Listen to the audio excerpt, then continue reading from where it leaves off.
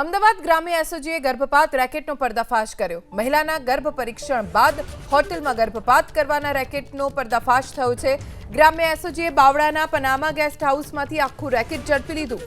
મહિલા નર્સ હેમલતા દરજી ગર્ભપાતનું રેકેટ ચલાવતી હોવાનો ખુલાસો થયો। ગર્ભવતીઓને એનેસ્થેસિયા આપીને ગર્ભપાત કરાવાતો માત્ર 5000 રૂપિયામાં। ગર્ભવતી મહિલાઓનું વડોદરામાં ગેરકાયદે ગર્ભ પરીક્ષણ થતું। પોલીસે ગર્ભપાત કરાવતી મહિલા નર્સને રંગે હાથ ઝડપી લીધી। ગર્ભવતી તેના અમદાવાદ જિલ્લા ગ્રામ્ય પોલીસે મોટી કામગીરી કરી છે અને ગર્ભપાતનું રેકેટ છે તે પકડી પાડ્યું છે। ગ્રામ્ય એસઓજીની ટીમે આ જે રેકેટ છે તેનો પર્દાફાશ કર્યો છે। ગર્ભવતી મહિલાનું ગર્ભ પરીક્ષણ કર્યા બાદ હોટલમાં તેને લઈ જવામાં આવતી હતી અને ગર્ભપાત કરાવવામાં આવતો હતો। આ પ્રકારની વિગતો સામે આવી છે। સાણંદ અને બાવળા વચ્ચેના જે 4 રસ્તા પડે છે ત્યાં હોટલ પનામા આવેલી છે। હોટલ પનામામાં આ પ્રકારના ગોરખધંધા ચાલતા હોય તે પ્રકારની બાતમીના આધારે તપાસ શરૂ થઈ હતી અને આ પ્રકારે જે રૂમ ભાડે આપીને ગર્ભપાતની કામગીરી કરાતી હતી તે અંગે પૂછપરછ પણ કરાઈ રહી છે અને જે જવાબદારો છે તેમની અટકાયત કરીને આગળની કાર્યવાહી પણ થઈ રહી છે। જે પ્રકારની વિગતો મળી રહી છે, હોટલ પનામામાં એસી રૂમ 1000 રૂપિયા ઉપરાંત તેની પર લાગતો ટેક્સ અને જો નોન એસી રૂમ લેવામાં આવે તો 600 રૂપિયાને તેની પરનો ટેક્સ આ પ્રકારનો દર અહીંયા વસૂલવામાં આવતું હોવાના બોર્ડ પણ જોવા મળી રહ્યા છે। હોટલની અંદર સીસીટીવી કેમેરા પણ લાગેલા છે। સીસીટીવી કેમેરાની સાથે સાથે જોઈ શકાય છે કે હોટલ જે છે ત્યાં અત્યારે કોઈ હાજર નથી। મળતી માહિતી મુજબ જે હોટલ સંચાલક છે અને બાકી જે કરતા હરતા છે તે લોકોને પોલીસે અટકાયત કરી છે તે પ્રકારની હાલ વિગતો પ્રાપ્ત થઈ રહી છે।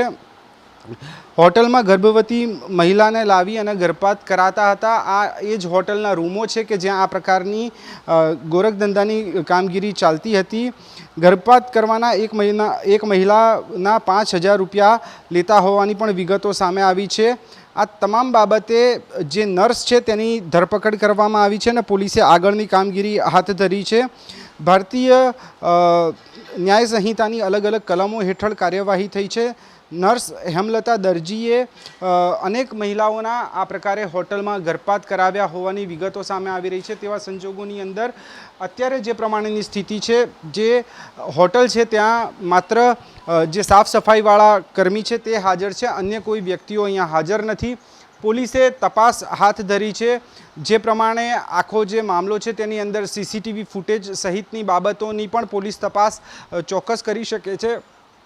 હાલ અત્યારે અહીંયા હોટલમાં કોઈ હાજર નથી, પરંતુ ગર્ભ પરીક્ષણ બાદ ગર્ભપાતની જે પ્રકારની પ્રવૃત્તિ ચાલતી હતી તેનો પર્દાફાશ થયો છે। અહીંયા નોંધનીય એ પણ છે કે ગર્ભ પરીક્ષણ કરાવવું તે પણ કાનૂની અપરાધ બને છે। તેવા સંજોગોમાં આટલો છૂટો દોર અને ગર્ભપાત જે પ્રમાણે કરાવવામાં આવતો હતો, આમાં શું નવા તથ્યો બહાર આવે છે, શું નવી વિગતો બહાર આવે છે તે મહત્વનું રહેશે। મલય દવે સાથે તેજસ મહેતા, એબીપી અસ્મિતા, અમદાવાદ।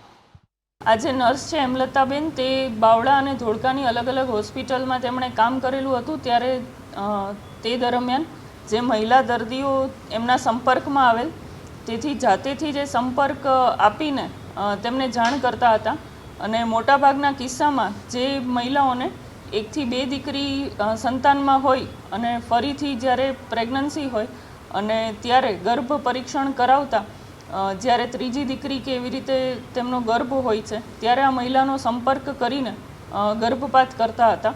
એટલે તેમનો ડૉક્ટર સાથેનો કામ કરેલાનો અનુભવ અને દર્દીઓ સાથેનો તેમનો જે પરિચય છે તેના લીધે તેમને સંપર્ક કરતા હતા। દરેક દર્દી વાઇઝ એ અલગ અલગ પૈસા એમણે લીધેલા છે। અમુક કિસ્સામાં 10,000 15,000 દર્દીની જેવી કેપેસિટી હોય એ પ્રમાણે એના દ્વારા પૈસા લેવામાં આવતા હતા।